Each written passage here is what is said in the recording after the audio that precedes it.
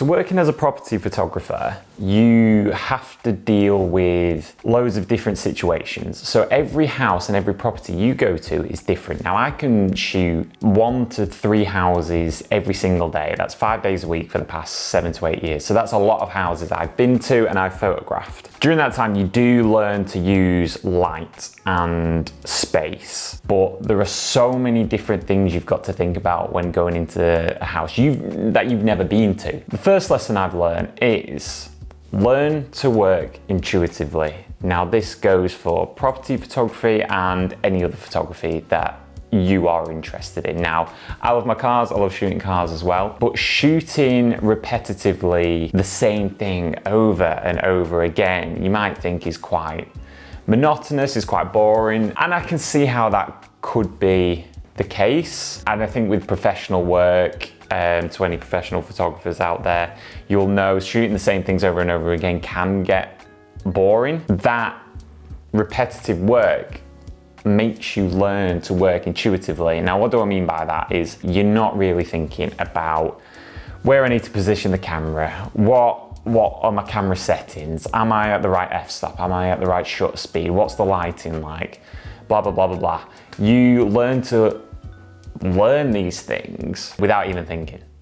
And that comes with repetitive work. Then learning to work intuitively then means that any photography that you do, whatever you love shooting, you learn to work like that. You notice light, you notice colors, you notice composition without much thought. You can be wandering around in the street, especially as like a street photographer. This is something that, you know, people who do shoot street photography for a living, they learn this very quickly because it's such a dynamic way of shooting photography. But the more you do it, the more you learn about these things, and before you know it, it just becomes intuitive. So anytime you see a scene or you see something that you love to shoot, you know what catches your eye. And also working intuitively means you develop your own style.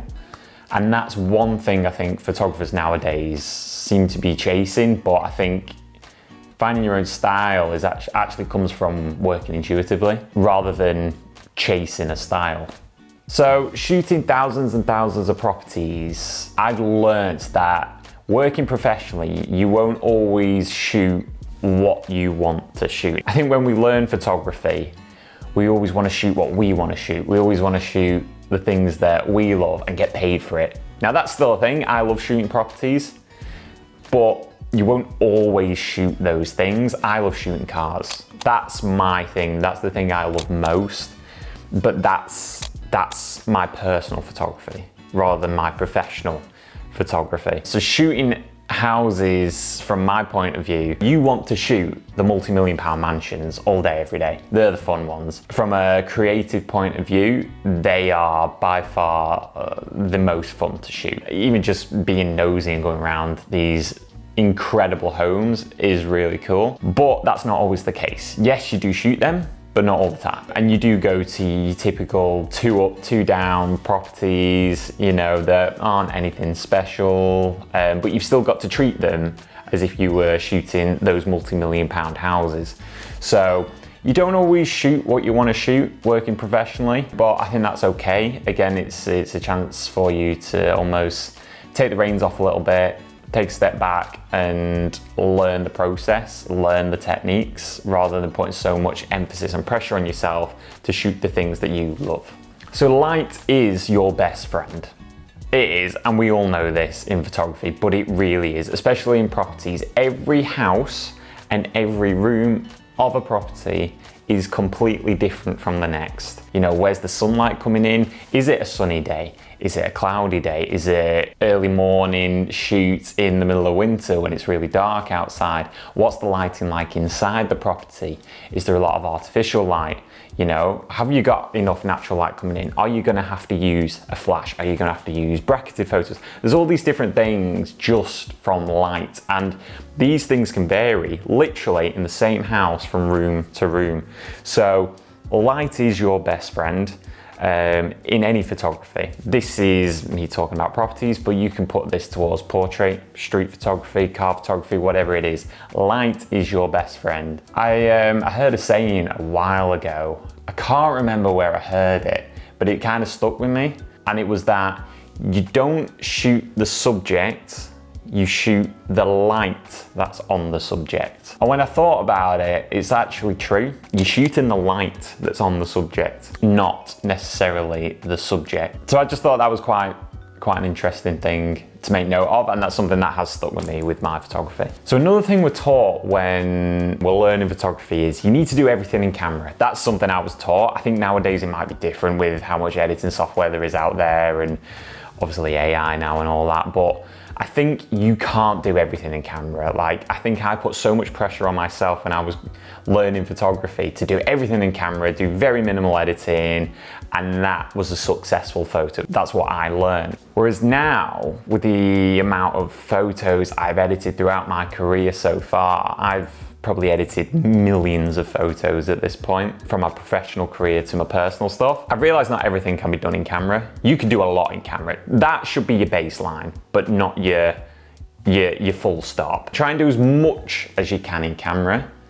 Everything else, leave to the edit. Do it when you get back. Do it when you get back and you're editing the photo, because there's so much you can do with editing now, and it goes far beyond doing anything you can in camera. For me, that is something I learned growing up, and it's something I've had to take a step back and go, actually, I can't do everything in camera, and that's fine. Because editing software is so good nowadays that, you know, you can pretty much do whatever you want. I mean, composite photography and editing is very different. That's not what I'm talking about. I'm talking more tweaking photos, developing a style, commercial editing, you know, editing for exposure, colors, things like that. Probably the last point as well is not all professional photography is exciting. It's not, unfortunately, and this is something I've learned as well. I love taking photos. I'm also a videographer as well, so I do a bit of both, but not all professional work is exciting. I've shot weddings. I'm not a big fan of shooting weddings. I don't really like them. I think it's not for me. Whereas I know people who love that. They absolutely love it. But at the end of the day, it's a job and you get paid for that. That's your living. You've got to pay the bills somehow. So, but shooting properties, especially repetitively over many years, like even now, I still love shooting properties. Sometimes it can get repetitive, but that's what pays my bills. And at the end of the day, I'm still shooting professionally. I'm still photographing, and you know, I didn't set out when I was younger in my photography career to be shooting properties. It's something that I naturally led into. Same with weddings. I didn't set out to shoot a wedding. I've only ever shot 2 weddings, but it's not always the most exciting. It can be very repetitive work. So I suppose on the flip side of that is, can repetitive work actually make you more creative? And I think my answer to that question would be yeah. Yeah, I suppose it does. So going back to like my first point, I think shooting things repetitively does make you more instinctive. It does make you notice light and color and composition more. And those things are like integral to photography. If you can be intuitive and shoot like that, you can take that and put it into different forms of photography that you actually enjoy shooting, or just different areas of photography that you want to try. You want to try that street photography. Yeah, now you notice light more. Now you notice color more. Now you notice compositions better and you understand that more. Those things you can just take and put into every area of photography, but that repetitive work means you have an eye for that now. So yeah, I do think repetitive work is good because it hones your skills and it makes you ultimately a better photographer.